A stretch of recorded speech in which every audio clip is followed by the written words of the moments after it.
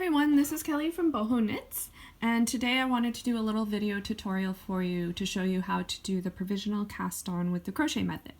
I'm making up this video for the Unicowl, but this is a really good skill to have because it leaves you with a set of live stitches. So that can be really handy when creating a nice seamless look. So I actually do use this on a few of my patterns, including the Fog Eater hat, which has a doubled up brim. But in this case, we're doing a nice seamless cowl that's all stockinette stitch. So when we make it in one big long tube, we want to attach the ends together for a nice seamless look. Let me just grab one. This one's made from Mecha, which is, I think they list it as a bulky weight from Malabrigo, but it's a little thin. I would call this an Aran weight yarn. So as you can see, if we turn it inside out, it's totally seamless on the inside as well.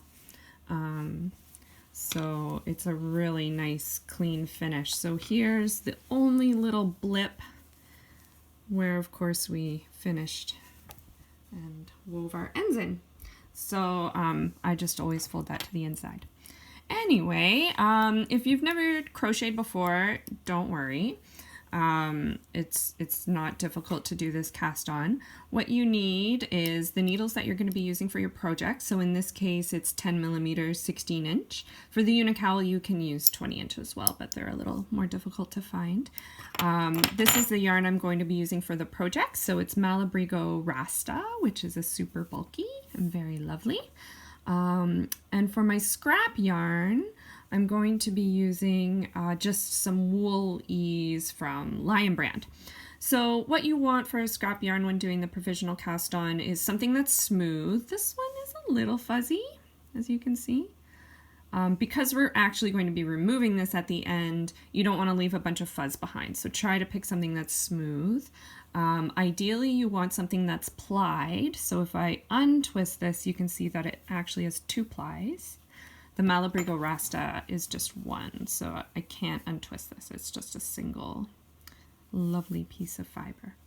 I do like to work with lighter colors for a provisional cast on so you can see what you're doing. And you definitely want something in a contrasting color. It really makes it much easier. So I wouldn't suggest black, and I wouldn't suggest, say, another pink or purple because it would just kind of blend in. Anyway, so to start, I think I forgot to mention you also want a crochet hook that matches the gauge of your needles. So in this case, I'm actually using a 9 millimeter because I couldn't find my 10, but that's okay. So we're going to actually start with the crochet hook. So I'm making a slip knot, just garden variety slip knot, and I'm going to put it right on the crochet hook and tighten it up just a bit, not too much. So what is kind of neat about this method is that you're actually going to be crocheting around the needle. So we're not using the 2 needles together, we're going to crochet right around the knitting needle. So I'm holding my crochet hook in my right hand. I'm a right-handed knitter, by the way. I don't know if that would, I assume it would affect you. The other end of my circular is just dangling down. We don't need it right now. I'm going to hold the knitting needle in my left hand and place it right over top of the working strand, my scrap yarn. And I'm just going to hook the yarn over the crochet hook and pull it through the loop that's on the hook. Then I'm going to take the working yarn and wrap it around the needle. Let's move this stuff out of the way. And then I'm going to pull it through. Okay, so wrap around, hook the yarn over the top of the needle, and pull it through the loop that's on the hook. Wrap around, over the top, through the loop. Wrap around, over the top, through the loop. So now that you have a foundation, it'll get a little bit easier to do this. Like most things with knitting, the starting point is usually the most difficult. So once you get a few foundation stitches, then it'll feel a little smoother. I know it'll feel a bit awkward at first, especially if you haven't crocheted. Just keep practicing. Again, with attention, just like a regular cast on, you don't want it too tight. You want these stitches to slide nice and smoothly on your needle. Okay, so you keep going for the exact number of cast on stitches that your pattern calls for. Now maybe I should add also, for most patterns you wouldn't do this. If you're just knitting a regular hat, you wouldn't do this, because if you undid these stitches at the end, you would end up with live stitches that are going to unravel. So this is only if the pattern specifies for a provisional cast on. And there are other provisional cast on methods.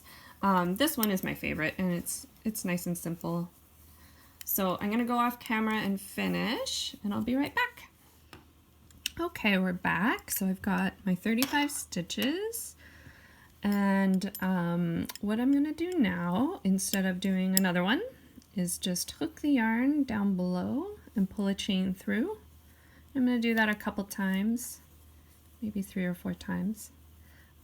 Get in there, there we go. And I'm just gonna give the yarn a snip, boop, and pull it all the way through. So that ties it off. Don't need that anymore. Okay, so now we've got a nice looking row of stitches. So the next part is actually pretty important. This is a common mistake that people make with the provisional method. So for our first row, even though the cowl is worked in the round, we're going to work the first row just flat. So the main thing is you want to start where you made these chains. So you can see on the other end where we just did a slip knot, it's just, there's nothing there. So start with the chains facing you, okay? Because otherwise you won't be able to just unzip your provisional cast on. You'll have to unpick each stitch, which is a pain. So I'm just going to attach my yarn and start knitting my row.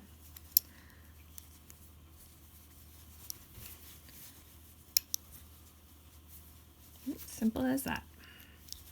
Don't worry too much about your tension for those first few stitches, because your strand is dangling down there, so we can tidy that up when we join in the round. Okay, so I got to the end of my row. Now this might be a little stressful. There's a lot of stuff dangling down, but don't worry. So now we are going to join it in the round. So just like any other cast on, we want to make sure all the bums are facing down. So I like to start from where the working yarn is. Just make sure it's all untwisted. I definitely have a twist in there. Do a little double check. Okay, everything looks good and straight. So the first thing I'm going to do is place my marker, and that's it. So you have these probably 3 strings hanging down. So just let them dangle for a sec. Try and keep your tension even when you knit those first few stitches. Like I said, because this tail is just dangling, we'll fix that tension up at the end. And that's it. Just now you can knit away to your heart's content. The Unicowl is a very zen project. Okay, and I think that's about it. So I will do another video when it's time to do the grafting. And we'll also show you how to close up the hole that's left. All right, bye for now.